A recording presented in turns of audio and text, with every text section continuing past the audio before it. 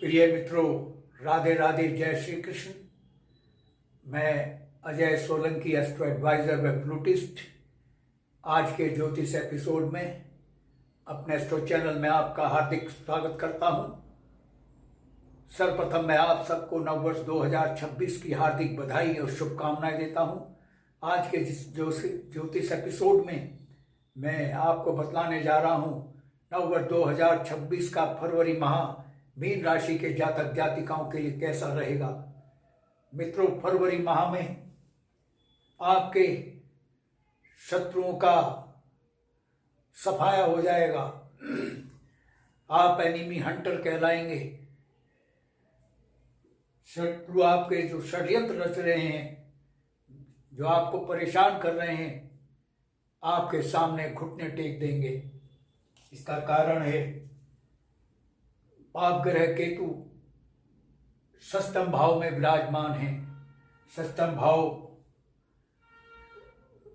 रोग ऋण शत्रुओं का भाव कहलाता है, लेकिन जब पाप ग्रह राहु केतु या अन्य कोई पाप ग्रह षष्ठम भाव में विराजमान हो जाता है तो इन दोषों, ये दोष सब दूर हो जाते हैं। ये जो अशुभताएं हैं, रोग ऋण शत्रु, ये समाप्त हो जाते हैं। 12 फरवरी को सूर्य देव मकर राशि से निकलकर कुंभ राशि में विराजमान होने जा रहे हैं और आपके लिए बहुत ही लाभकारी श्रेष्ठतम राजयोगों में से एक विपरीत राजयोग का निर्माण कर रहे हैं। ये राजयोग आपके लिए बहुत लाभकारी है। इसका कारण है कि इस योग का निर्माण करने वाले सूर्य देव आपकी गोचर, फरवरी माह की गोचर कुंडली देवगुरु बृहस्पति के मित्र हैं। यानी जहां केतु शत्रुओं से निपटने में आपके साथ हैं, वहां सूर्य देव भी आपकी विपरीत राजयोग के द्वारा भरपूर मदद कर रहे हैं, सहायता कर रहे हैं। शत्रुओं का आपका सफाया होगा। आप एनिमी हंटर कहलाएंगे, शत्रु हंता कहलाएंगे। और जो रुका हुआ अटका हुआ पैसा फंसा है आपका, वो वापिस होगा। और जो कोर्ट केसेस चल रहे हैं आपके, जो कानूनी पचड़े हैं, उनमें जीत आपकी होगी।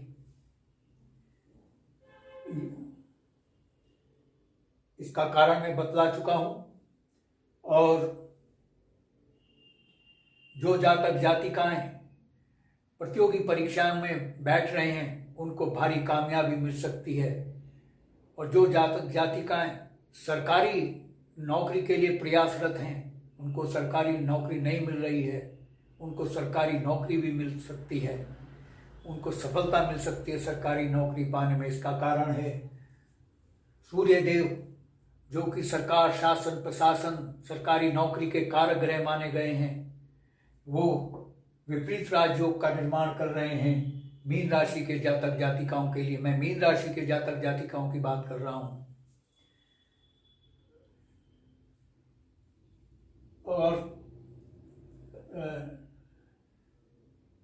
लेकिन एक नकारात्मक बात यह है कि आपकी गोचर कुंडली के स्वामी देवगुरु बृहस्पति देव केंद्राधिपति दोष में फंसे हुए हैं। उनके द्वारा केंद्राधिपति दोष का निर्माण किया गया है फरवरी माह में। क्योंकि केंद्राधिपति दोष तब बनता है जब देवगुरु बृहस्पति देव केंद्र के स्वामी होकर के केंद्र में ही विराजमान हो जाएं। यह स्थिति नकारात्मक होती है जातक जातिकाओं के लिए।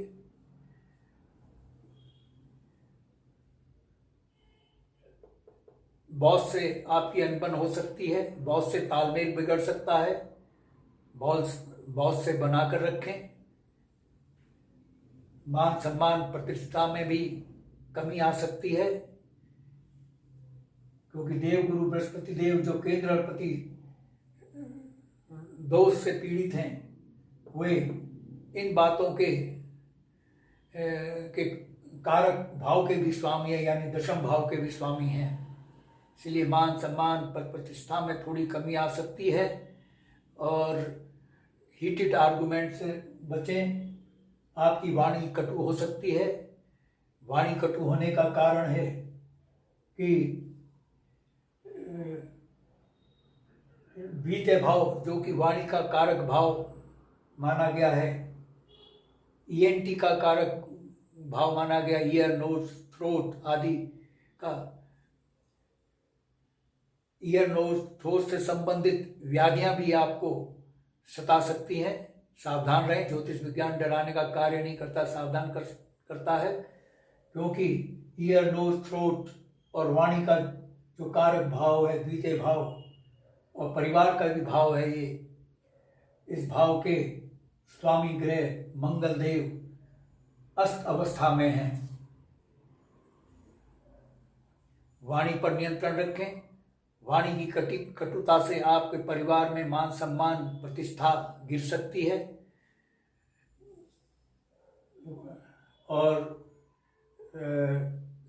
आँख कान नाक से संबंधित व्याधियां आपको सता सकती हैं। सावधानी अपनाएं तो अशुभता की तीव्रता में कमी अवश्य आती है।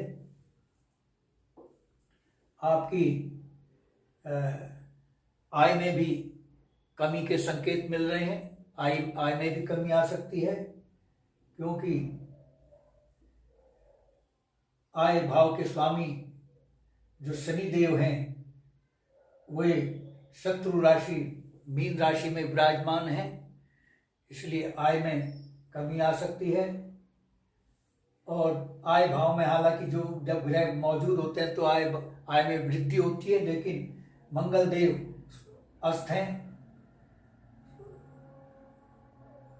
और सूर्य देव 12 फरवरी तक आय भाव में रहेंगे। 12 फरवरी तक तो आपकी आय नियमित जो आय है वो सामान्य रहेगी, लेकिन उसके बाद गिरावट आ सकती है, क्योंकि सूर्य देव आय भाव से निकल करके द्वादश भाव में कुंभ राशि शत्रु राशि में पहुंच जाएंगे। आय में गिरावट के इसलिए भी संकेत हैं क्योंकि सूर्य देव जो कि आय भाव में विराजमान है, उनकी शत्रु राशि है, शत्रु राशि में विराजमान है। पास पड़ोसियों मित्र समाज से आपका तालमेल बिगड़ सकता है, बड़े भाई से भी तालमेल बिगड़ सकता है। आप सावधान रहें। अगर आप अपनी ओर से तालमेल नहीं बिगाड़ेंगे तो अशुभता की तीव्रता में बहुत कमी आ जाएगी। नवीन कार्य योजनाओं में बाधाएं आ सकती हैं और लेकिन आपको आकस्मिक धन लाभ फरवरी माह में हो सकता है, क्योंकि पंचम भाव के स्वामी ग्रह चंद्रदेव हैं और चंद्रदेव किसी भी भाव में रहते हैं तो 2-2.25 दिन से ज़्यादा दिन नहीं टिकते हैं, क्योंकि एक राशि में सब 2 दिन से ज़्यादा नहीं रहते। अगर अशुभ में भाव में पहुंच भी जाते हैं तो 2.25 दिन बाद उस भाव से निकल जाते हैं। इसलिए आपको अचानक धन लाभ हो सकता है, क्योंकि मैं बतला चुका हूँ चंद्रदेव पंचम भाव जो कि सडन गेव उनका भाव है, आकस्मिक धन लाभ का भाव है, जुआ सट्टा लाठी शेयर बाजार का भाव है, इस भाव के स्वामी है। शेयर बाजार में या लॉटरी में अगर आपने निवेश किया है उससे आपको मुनाफा आ सकता है और फरवरी माह में शेयर बाजार में निवेश करना आपके लिए लाभकारी रहेगा। संतान पक्ष से आपको शुभ समाचार मिल सकता है। संतान के स्वास्थ्य में वृद्धि होगी। संतान से आपका तालमेल अच्छा रहेगा और इसके साथ ही मनोरंजन के लिए यात्रा के भी योग आपके लिए बन रहे हैं। तो आपको अपनी वाणी पर नियंत्रण रखना है। कार्यस्थल पर भी आपको सेल्फ कंट्रोल करना है अपने व्यवहार पर, वरना बॉस से अनबन हो सकती है और जो आपके अधीनस्थ हैं कर्मचारी उनसे भी आपकी तालमेल बिगड़ सकता है। बिजनेसमैन सावधान रहें, जोखिम ना लें, अपने बिजनेस को एक्सपेंड ना करें, बिजनेस को फरवरी माह में उसको एक्सपेंड करने की योजना ना बनाएं, क्योंकि सप्तम भाव के जो तात्कालिक स्वामी ग्रह हैं बुधदेव अस्तवस्था में, बुधदेव व्यापारियों के संरक्षक कहलाए जाते हैं, और सप्तम भाव जो बिजनेस का भाव है कहलाता है, उसके भी तात्कालिक स्वामी ग्रह हैं, वो अस्तवस्था में है। बिजनेस में हानि हो सकती है, बिजनेस में उतार चढ़ाव देखने को मिल सकता है, बिजनेस पार्टनर से सावधान रहे। और जो जातिकाएं विवाह योग्य हैं, विवाह के लिए जीवन साथियां संगनी तलाश रहे हैं, उनको बाधाओं का सामना करना पड़ सकता है। पति पत्नी में भी तालमेल बिगड़ सकता है, क्योंकि इन बातों को जो एड्रेस करता है सप्तम भाव है, और इन भाव का स्वामी ग्रह बुधदेव न केवल अस्तवस्था में बल्कि अशुभ भाव में भी विराजमान है। द्वादश भाव कुंडली का शुभ भाव होता है, तो इसलिए सप्तम भाव के शुभ फल में कमी आ रही है। तो कुल मिलाकर निष्कर्ष यही निकलता है, आप अपनी वाणी पर विशेष ध्यान रखें, वाणी को कंट्रोल में रखें, क्योंकि बुधदेव भी वाणी के कारक ग्रह हैं, वो भी अस्त हैं, और मंगल देव जो वाणी का भाव, परिवार का भाव, बचत का भाव के स्वामी ग्रह हैं, तात्कालिक स्वामी हैं, वो भी अस्त अवस्था में हैं। ज्योतिष विज्ञान कोई डराने के लिए नहीं बना है, सावधान करने के लिए बना है। यदि सावधानी अपनाई तो अशुभता की तीव्रता में भारी कमी आती है, नुकसान से आप बच जाते हैं। ज्योतिष विज्ञान हमारे ऋषि मुनियों ने बनाया इसलिए है मानवता के कल्याण के लिए, जिससे कि जातक जातिकाओं को सावधान किया जा सके, वे सावधानी अपनाकर नुकसान से बच सकें, जोर का झटका जिससे उनको हल्का लगे। मित्रों, यदि आपको मेरा ये एपिसोड पसंद आया है, I request you to please subscribe my channel. हाँ, मैं एक चीज़ और बता दूं, चलते चलते आपका भाग्य भी थोड़ा नासाज रहेगा, आपसे रूठा रूठा सा रहेगा, क्योंकि भाग्य भाव के जो स्वामी ग्रह हैं मंगल देव, वो भी सूर्य देव से अस्त अवस्था में हैं। तो फरवरी माह में आपको धैर्य अपनाना होगा, धैर्य से कार्य करना होगा, वेट एंड वॉच की पॉलिसी को अपनाना होगा। तो मैं आपको रिक्वेस्ट कर रहा था कि अगर आपको मेरा एपिसोड पसंद आया, I request you to please subscribe my channel. और मैं आपके संज्ञान में यह भी लाना चाहूँगा, हालांकि देश और समाज के लिए मेरी एस्ट्रो सेवा बिल्कुल निःशुल्क है, लेकिन व्यक्तिगत परामर्श निःशुल्क नहीं है, क्योंकि इस कार्य के लिए समय लगता है, परिश्रम लगता है, गहन अध्ययन की आवश्यकता होती है, एस्ट्रोलॉजिकल कैलकुलेशन की आवश्यकता होती है। मेरा शुल्क बहुत ही अफोर्डेबल, कंफर्टेबल, रीजनेबल है।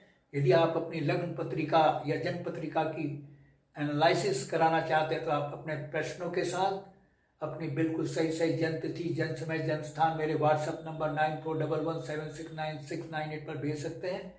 मैं आपके प्रश्नों का तुरंत उत्तर दूंगा। यदि आपके मन में कोई प्रश्न या क्वेरी है तो आप कमेंट बॉक्स में कमेंट कर सकते हैं। बस आज इतना ही मित्रों, धन्यवाद, राधे राधे, जय श्री कृष्ण।